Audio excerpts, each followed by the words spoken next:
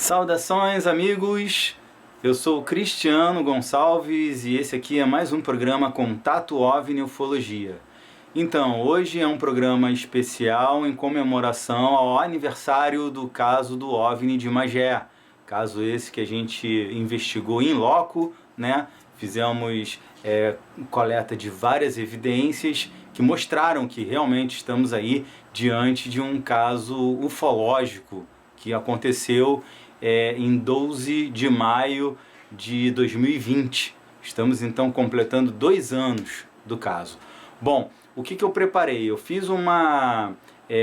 lá em 2020 mesmo, alguns meses depois do caso, da investigação em si, eu preparei um programa recapitulando, mostrando as etapas em que nós trafegamos e colhemos essas informações, essas evidências. Então, foi um programa onde eu narrei praticamente todo esse desenvolvimento, né, que começou desde que nós colocamos os pés lá e depois continuou nos dias em que estivemos aqui e recebemos a comunicação das pessoas, né? As pessoas entrando em contato para falarem, para contarem dos acontecimentos. Depois ocasionou com a segunda incursão, depois a terceira incursão. Então eu reuni esses fatos e fiz assim um panorama geral para mostrar aí para vocês todas essas evidências, todos esses fatos, tá? Então vocês vão assistir a reapresentação, né, dessa recapitulação, né?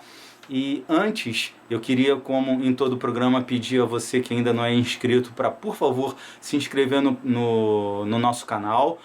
O nosso programa não está tendo assim a mesma quantidade, né, de programas do ano passado, pelo menos nesse primeiro semestre, mas tudo em função da falta de tempo mesmo, diante da produção, da produção independente que eu estou fazendo do meu livro, né?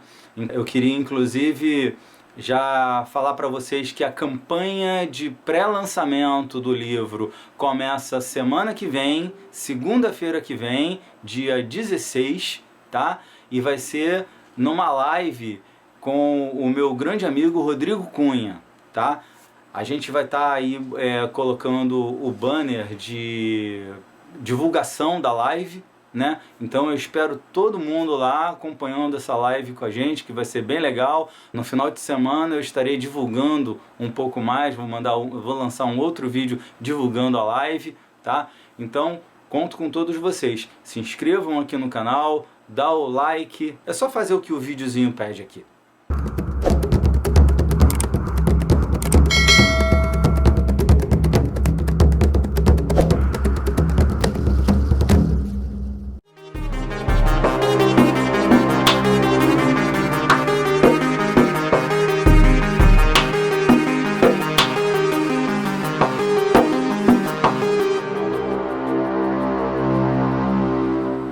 Então é isso, gente.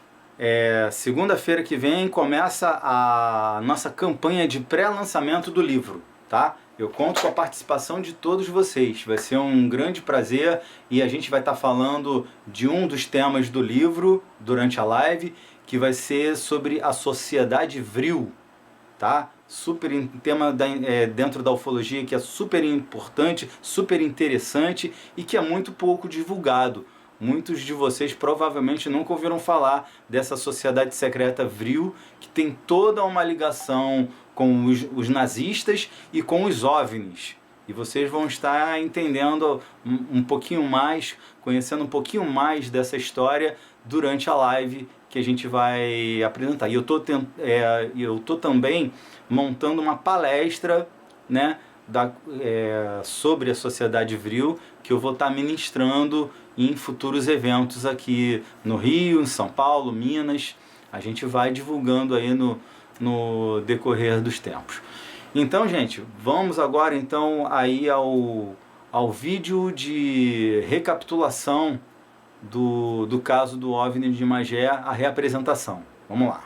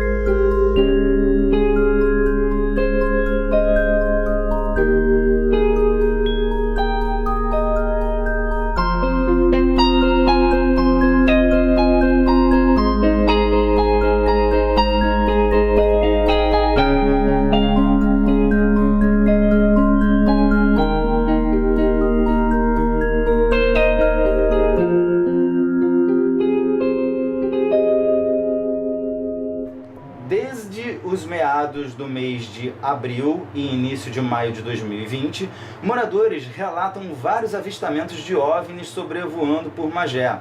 Os relatos são por toda parte, desde as imediações da praia de Mauá, passando pela região central, ali de Fragoso, Pau Grande, Piabetá, Raiz da Serra, até imediações de outros municípios próximos, como Guapimirim, Petrópolis, Cachoeiras de Macacu.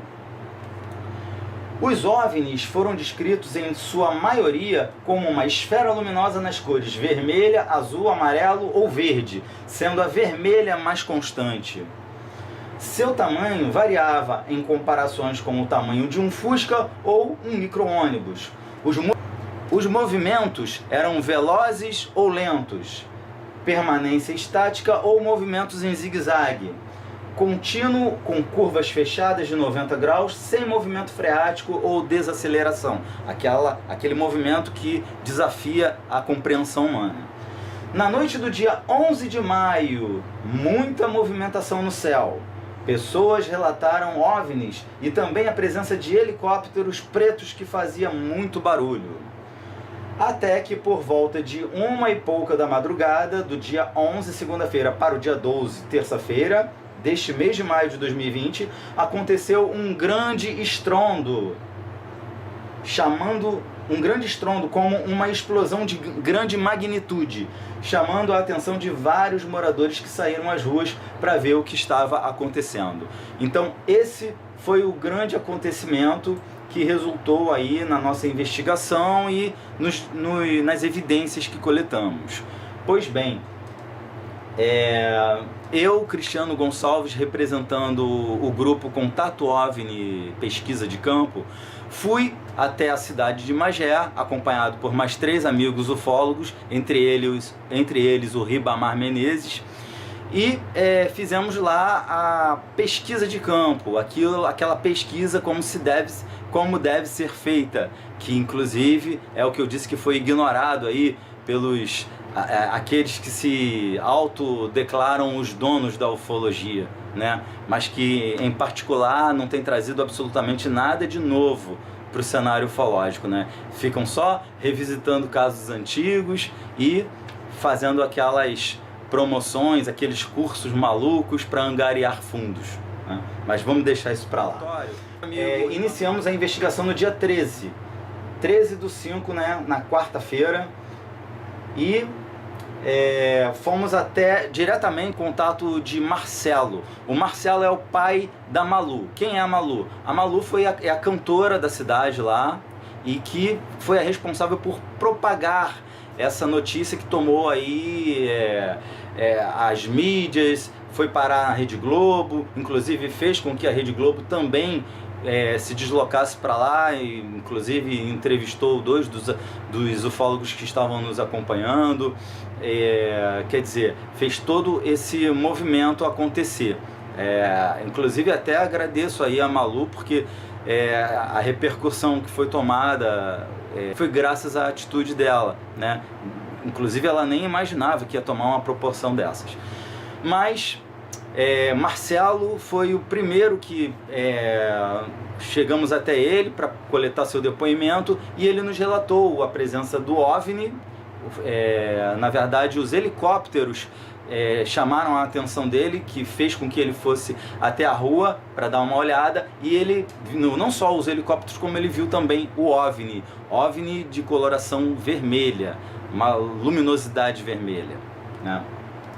Então, quer dizer, inclusive ele disse que a priori o OVNI passou e passaram 2 helicópteros, depois mais 2, no total de 4 helicópteros que ele relatou perseguindo esse OVNI. Quer dizer, perseguindo não foi o termo que ele utilizou, mas tudo deu a entender pelo fato deles estarem tomando a mesma direção em que o OVNI passou pouquíssimos segundos antes, né? Depois o OVNI, ele viu mais ou menos umas 3 passagens do OVNI e dos helicópteros, sendo que na última vez que ele viu, por volta de 1h pouco, deixa eu ver, é que eu estou dando uma colada aqui no relatório, que são muitos números, muitas datas, mas foi em torno de 1h da madrugada, ele percebe o OVNI fazendo um movimento em declive em direção à fábrica da Imbel. E na sequência os helicópteros passaram na mesma direção. Foi a última vez que ele viu e entrou para sua casa. E por volta de 2h da manhã, 1h30 para 2 da manhã, a explosão de grande magnitude. Uma grande explosão que aconteceu exatamente, né, nesse momento. E logo os boatos surgiram. O mais sugerido foi o que justamente de que um OVNI teria sido alvejado pelos helicópteros e caído num lago ou rio dentro das instalações da Imbel, local identificado como epicentro da grande explosão. Bem, isso daí a gente não pode afirmar. Tá? A nossa investigação não nos dá parâmetro para a gente afirmar que realmente o objeto, o OVNI, foi alvejado e foi derrubado pelos helicópteros. Nós não temos condições de afirmar isso. Embora exista a possibilidade, existe, né? Até porque tivemos o depoimento do Marcelo que mais ou menos indicava que havia uma perseguição. Agora, eu obtive numa segunda incursão a Magé, mais precisamente a Piabetá, de que de fato ocorreu uma perseguição. Mas vamos a cada coisa ao seu tempo. Logo após pegarmos o depoimento do Marcelo, os irmãos nos levaram até a fábrica da Imbel, né? Quer dizer, o nosso intuito era de nos identificarmos lá na Imbel e pedir uma autorização para fazer uma incursão dentro das instalações, né, da Imbel, para ver se a gente identificava alguma coisa. Só que não nos foi dada a permissão e fomos recebidos pela assessoria de comunicação da fábrica.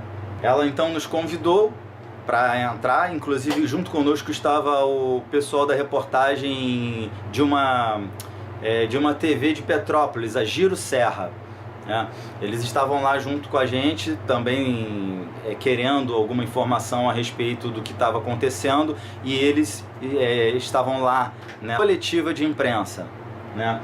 Só que essa coletiva de imprensa pegou a gente desprevenido. A gente não tinha nem noção de que participaríamos de uma coletiva. Então não tivemos tempo de elaborar perguntas-chave que poderiam nos ajudar muito a coletar as informações necessárias.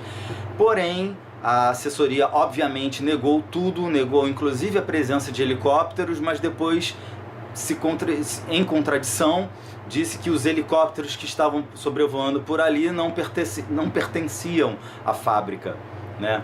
Então, a primeira ela disse que não havia helicópteros e depois ela disse que os helicópteros que lá estavam sobrevoando não pertenciam à fábrica. Quer dizer, já é um indício de que alguma coisa ali está escapando, alguma coisa não está condizendo com a realidade, né? Então, nesse momento, a gente saiu e voltamos novamente lá para agradecer principalmente ao Marcelo e à irmã dele, a Celeste, por ter nos recebido, por ter nos levado até a fábrica, enfim. E ali nós nos encontramos com o pessoal da Globo, os dois ufólogos amigos concederam lá uma entrevista, e a Globo filmou a gente lá na ocasião, passou inclusive no Jornal Nacional, e o que repercutiu muito também.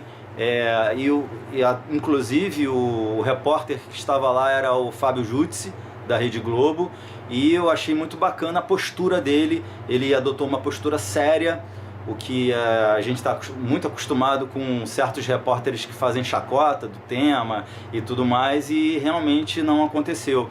O Fábio, ele tratou a coisa com a seriedade que deveria mesmo. Dito isso, vamos continuar.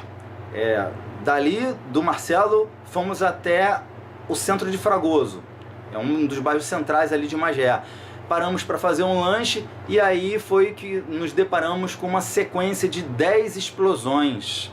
Isso mesmo, gente, 10 explosões super estranhas, que depois nós viemos a entender que essas explosões eram juntamente com pulsos magnéticos, porque aconteceu queda de luz na cidade, aconteceu falha em aparelhos eletrônicos, computadores se desligaram também, celulares acabaram a bateria. Então foi inclusive uma explosão que levou todo mundo à janela, todo mundo nas ruas olhando para o céu, olhando para a direção que vinha da Imbel, né? E posteriormente nós tivemos a constatação de que as explosões realmente foram dentro das imediações da Imbel. Inclusive tivemos até um vídeo que nos foi encaminhado pela amiga Eliana Lesneux, que mostrou a parte aonde explodiu, aonde houveram as explosões, em que inclusive havia um vão com árvores cortadas, ou seja, indício de que de fato alguma coisa passou por ali, derrubando, quebrando literalmente, que vocês vão ver aí nas imagens que não é um corte comum, né? Foi alguma coisa que atravessou ali com muita pressão, com muita violência e realmente quebrou árvores. Inclusive tivemos aí até o depoimento posterior de ex-funcionários da Imbel que disseram que realmente as árvores foram cortadas ali de uma maneira muito incomum e que não poderia ter sido feito de outra forma, senão alguma coisa passando e cortando. E o exército não faria cortes ali, até porque ali é uma área de preservação ambiental. Bem, voltando a essas explosões, eu inclusive peguei o depoimento do pessoal ali na rua. O pessoal nunca viu uma explosão daquele tipo, daquela magnitude. Aí muitos disseram depois que foi por conta do aniversário da fábrica. Bem, acho que inclusive teve uma soltura de bombas na parte da manhã em comemoração ao aniversário da fábrica, sendo que aquelas explosões na parte da tarde que nós presenciamos, que inclusive explodiu transformadores nas ruas, explodiu com fogo, tudo que tem direito, tá? Eu acho que seria no mínimo inconcebível uma fábrica comemorar seu aniversário explodindo bombas altíssimas com pulso magnético e acabando com a luz da cidade, destruindo transformadores, né? É no mínimo contraditório. Então a gente percebe que nunca nenhum morador ali que a gente perguntou havia presenciado uma sequência de explosões como aquela, tá? Esse também é outro ponto muito importante a ser considerado. Depois disso encerramos a incursão, fomos embora e aí vieram logicamente que eu postei o primeiro programa, né, falando sobre nossa incursão, falando sobre tudo que presenciamos lá, e logo vieram os primeiros contatos através das mídias, seja do Facebook, do próprio YouTube, ou mesmo através do WhatsApp. Tá? E aí as pessoas entraram em contato conosco dizendo o que presenciaram, o que tiveram como contato, para ajudar justamente na nossa pesquisa, na nossa investigação. E aí um homem que não quis ser identificado, e eu chamei ele pelo codinome Senhor A, né, lá de Icaraí. Ele mora num prédio alto lá e ele constatou a presença de helicópteros indo em direção a Magé, justamente na noite do dia 11, tá? E por volta das 22h30, ou seja, bate direitinho com aquilo que o Marcelo colocou pra gente, né? Diga-se de passagem, momentos antes, a esposa do Senhor A havia visto um OVNI de coloração vermelha na direção de Magé. Porque Icaraí é em Niterói, tudo bem, mas se você olhar numa determinada direção, na direção da Baía de Guanabara, do outro lado da Baía é Magé. Então é muito fácil de fazer traçar uma reta de Icaraí para Magé, que inclusive foi a direção que os helicópteros foram, segundo o Senhor A. Inclusive ele até filmou um dos helicópteros indo na direção de Magé e ele encaminhou pra gente, a gente mostrou no programa. Então nós temos isso como evidência também. E foi uma coisa muito atípica. O senhor ele mora num prédio alto lá em Icaraí, e ele disse que nunca havia testemunhado, nunca tinha ouvido um estrondo de helicóptero tão grande, passando tão baixo ali por sobre o prédio dele. Ele se assustou muito com esse episódio, falou que foi uma coisa, ele mora ali há anos, e foi uma coisa única que ele jamais tinha presenciado. A Isabela Barbosa, ela relatou que antes do acontecimento de Magé aconteceu alguma coisa em Petrópolis, e ela tinha vídeos para comprovar, só que eu dei meu contato para ela não retornou. Inclusive, Isabela Barbosa, se estiver assistindo aí o nosso vídeo e quiser ainda entrar em contato, será um grande prazer te receber, tá? E a gente pode conversar bastante a respeito do que você presenciou, okay? Tivemos também o depoimento do meu amigo Valdinei Soares, hipnoterapeuta, que também relatou a presença dos OVNIs na noite do dia 11. Seu PC parou de funcionar na ocasião das explosões que nós presenciamos. Ele foi uma das testemunhas que nos relatou isso. Ele confirmou, inclusive, com vários amigos de lá. Ele mora exatamente em Fragoso, no centro de Fragoso. Inclusive, depois eu até voltei lá e fiz uma entrevista com ele, mais tranquilo, né?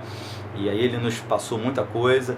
Mas, em resumo, ele constatou a presença de OVNIs, constatou as explosões, a grande explosão na madrugada também mesmo. Marta Pacheco, moradora de Piabetá.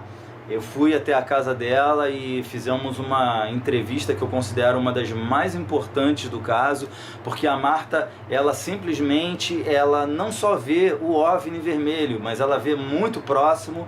Ela relatou mais ou menos uns 30 metros acima dela, que calculando pelo poste, ela falou que não tem muita noção de metragem, mas aí pela referência que ela deu do poste, que tem justamente ali em frente à casa dela, um pouquinho mais acima, ela fez mais ou menos a menção, colocando uma outra árvore que ali tem ali como base. Então a gente calcula que o que ela viu estava a 30 metros sobre ela, ou seja, muito baixo, que inclusive ela se assustou muito quando o OVNI fez um movimento errático, e aquela curva sem sofrer aquela força de frenagem, né? Ele fez isso e isso.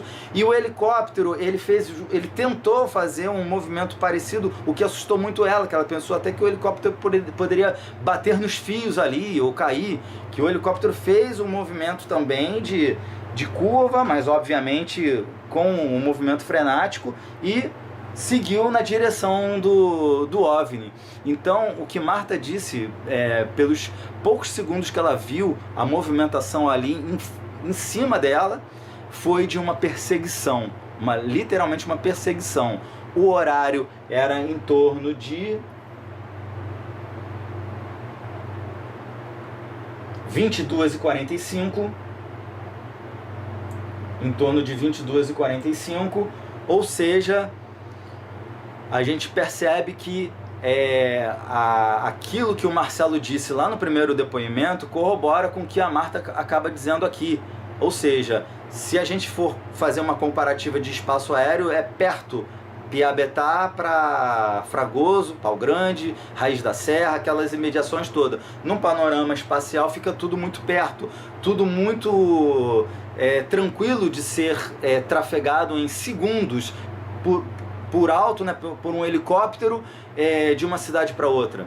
Em segundos ele está em Fragoso, ele já pode estar lá em Piabetá, em questão de segundos. Então os depoimentos eles acabam batendo direitinho, inclusive no momento da perseguição, que o Marcelo vê depois que a Marta já viu, né? Depois que ele passou ali de Piabetá, ele deve ter seguido por outros caminhos, e no horário que o Marcelo saiu para ver, já era em torno de meia-noite, né? Espaço mais ou menos de 1 hora. E a Marta depois relatou que acordou, e depois desse episódio, ela ainda muito assustada, ela entrou para ver lá os vídeos, que ela gosta de assistir uns vídeos no YouTube e tudo mais, e aí ela não soube precisar exatamente, mas ela ela disse que em torno de 1 hora e pouca, 2 depois desse acontecimento, ela escuta aquela grandiosíssima explosão de grande magnitude que foi relatada pelo Marcelo, e que os horários também batem, né?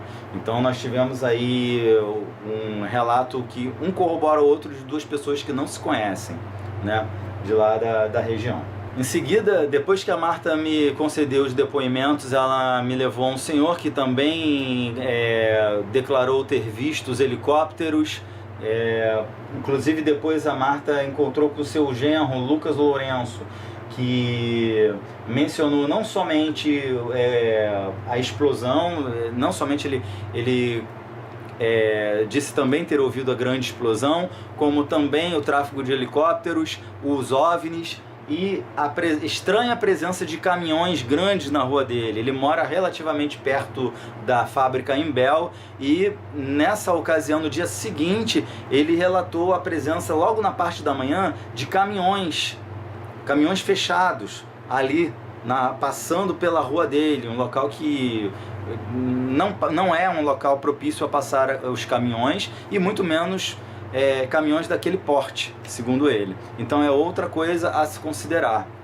Bom, e aquelas explosões que nós ouvimos em 10 sequências, né, uma sequência de 10 explosões naquele dia que fomos lá, nos dias posteriores essas explosões continuaram, tá? Não foram com a mesma sequência da que nós estávamos lá, mas elas continuaram. Outros transformadores acabaram explodindo também, tá? E isso nos dias 15, nos dias 14, 15, 16, e no dia 18 aconteceu uma fatalidade. Essas explosões continuavam e resultou na morte de um funcionário, o funcionário Vitor Caldas Silva, né? Obviamente a gente não teve a informação detalhada da morte do rapaz, né? Os militares não iriam falar mesmo, e ficou aí no ar, né? A coisa foi tratada como um acidente lamentável, e é mais um episódio que é bom constar aí na nossa investigação, tá? Agora, uma coisa muito interessante que eu vou ler aqui para vocês. No dia 19 de maio de 2020, estranhando uma grande calmaria nos céus do Rio de Janeiro, a ufóloga Adriana Castro, minha amiga, fez uma busca no site Flight Radar. E isso com o objetivo de conferir os aviões que estavam circulando naquele momento. Eram 19h45. Ela constatou que o espaço aéreo do Rio de Janeiro estava fechado. Não havia nenhuma aeronave sobrevoando o estado. Até que um único avião da FAB, um 7F-2011, passa pelo espaço aéreo do Rio de Janeiro, uma origem desconhecida, e pousa depois de fazer depois ele pousa no Campo dos Afonsos, no Rio de Janeiro. Mais tarde, em torno de 23 horas, um helicóptero militar N7090 decolou das proximidades de Itaipu, Rio de Janeiro, e fez um estranho trajeto passando sobre Niterói, margem direita de Magé, chegando até Guapimirim e Guapiaçu, que é um distrito ali de Cachoeiras de Macacu. E região de mata fechada, tá, gente? Ali é tudo região, é na periferia dessas cidades, e é mata fechada, tá?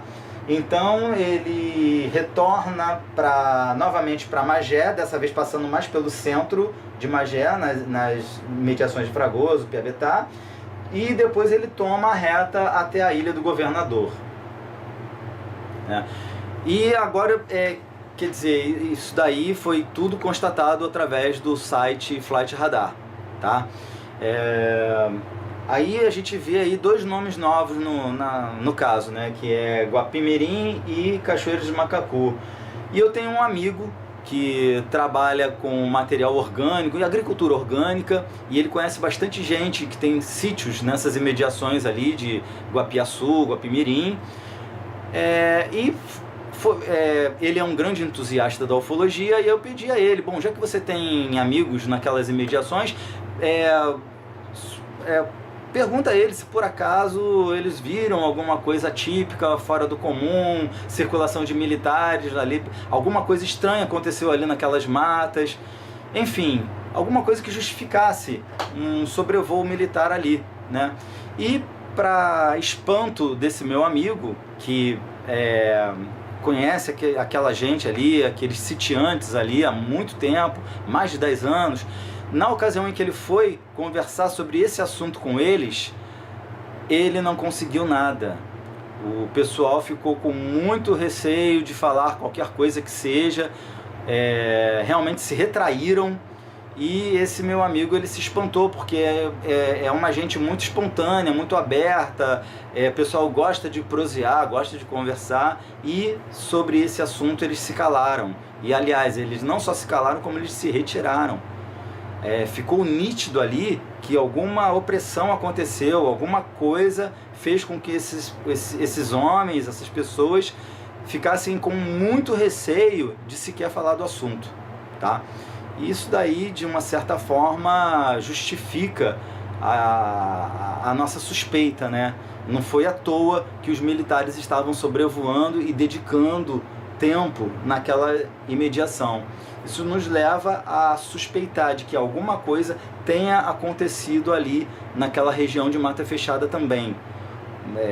Aí as especulações são muitas, né? Mas a gente, volto a dizer, não temos como afirmar nada, não fazemos sensacionalismo, a gente apenas levantou a suspeita, é necessário que a coisa conste, né? E aí a gente espera maiores informações.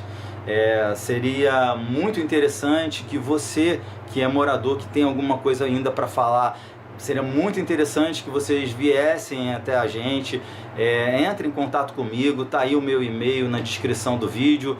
Entre em contato, relata pra gente aí o que você sabe, vai ser tudo, se você não quiser aparecer, tudo em anonimato total. Vocês viram aí o senhor A, né, de Icaraí. Então, quer dizer, todo mundo que quiser ajudar a gente vai ter o nosso eterno agradecimento. A humanidade tem o direito de saber o que está acontecendo, né? E a gente está aqui para trazer essa verdade à tona, né? Todos que colaborarem, inclusive militares que quiserem contribuir com aquilo que sabe a respeito do caso, a sua identidade é óbvio que vai ficar em sigilo total e absoluto. A gente não quer que você perca a sua carreira militar, o seu prestígio dentro da sua corporação, mas eu sei que você, como ser humano, também quer que essa verdade venha à tona. Então pode me procurar, meu amigo, me procura, eu vou te receber, a gente conversa a respeito, porque o que eu não posso é inventar nada aqui. O pessoal que já me acompanha há um tempo sabe que conhece a minha índole, eu não vou inventar nada. Agora, a partir do momento que eu tiver a confirmação de algum militar ou de qualquer um que saiba do que aconteceu, eu vou falar aqui, olha, eu tive uma afirmação, a pessoa não vai se identificar por razões óbvias, mas tá aqui, ó, o relato é esse, e isso vai ser muito bacana. Isso daí vai calar a boca de muitos detentores da ufologia, né?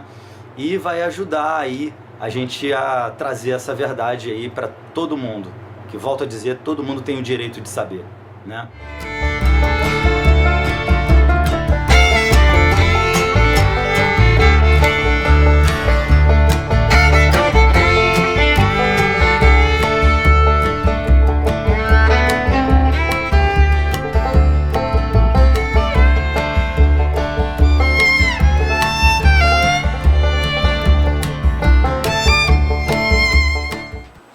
Pois é, né, gente? Super interessante, um pouco longo, mas necessário, porque vocês viram que tinha bastante coisa e não teve encheção de linguiça. Foi um vídeo um pouco longo, mas mostrando realmente tudo que coletamos, né? E aí é interessante a gente... que na ufologia a gente encontra de tudo, e ainda tem gente que fala que não aconteceu nada em Magé, tá? Gente dentro da ufologia mesmo, mas vamos deixar isso quieto, né? Conforme eu disse lá em 2020, volto a dizer, nada mudou, tá? as arrogâncias continuam as mesmas, mas está tranquilo, a gente vai fazendo o nosso trabalho, a gente não depende deles para absolutamente nada, vamos tocando o barco e trazendo aí as informações para vocês, tá? A investigação prossegue, não acabou, nós estamos com contatos que não depende da gente, depende da gente arredondar para encontrar com as pessoas e logo vamos ter novidades, tá? Sobre o caso do OVNI de Magé. Então é uma coisa lenta, conforme eu sempre digo nos vídeos e nas lives, é uma pesquisa lenta, uma investigação lenta, porque está num território militar, não é fácil de a gente estar recebendo as informações, e eu conto muito com a ajuda de tanto moradores, pessoas que tiveram conhecimento, que saibam de alguma coisa a mais. A gente faz uma entrevista onde as pessoas ficarão totalmente ocultas, a gente não mostra as pessoas, caso elas não queiram, né, obviamente. Então o sigilo é garantido, tá? O que é importante é a gente passar a verdade, a gente não vai inventar nada, a gente vai passar a verdade para o público, e é isso que é importante, tá? Então, conto muito, militares, se quiserem também, que eu sei que lá no fundo tem muitos militares que participaram do caso e desejam que essa verdade venha à tona. Pode contar conosco, tá? A gente faz tudo num sigilo total, não vai aparecer a pessoa, não aparece a voz da pessoa, não aparece, só a gente bota uma legenda, quando a gente fizer a distorção da voz ficar ruim de entender, a gente faz a legenda. Então, ó, podem ficar tranquilos que não vai ter absolutamente nenhum problema. Isso aí eu faço questão total de preservar as nossas testemunhas. E nossa, a ufologia mundial agradece, porque é uma verdade que precisa ser esclarecida, precisa ser levada ao público. Todos têm o direito de saber. Então é isso, gente. Só para finalizar, lembrando da live, segunda-feira, dia 16 de maio, a live no canal do meu querido amigo Rodrigo Cunha, Território Oculto, né, o novo nome do canal dele, e nós estaremos lá fazendo a live de inauguração da campanha de pré-lançamento do livro Contato OVNI, Segredos que Vêm do Céu, tá? E aí a gente vai apresentar a campanha, dizer como a forma de participação na campanha, apresentaremos um vídeo sobre a Sociedade Vril, falaremos a respeito da Sociedade Vril também, e aí, não mais, vocês verão na live, falou? Se inscrevam no canal, acione o sininho das notificações e dá aquele like que é super importante, 3 ações super importantes pra gente. Falou, gente? Um grande abraço e até o próximo.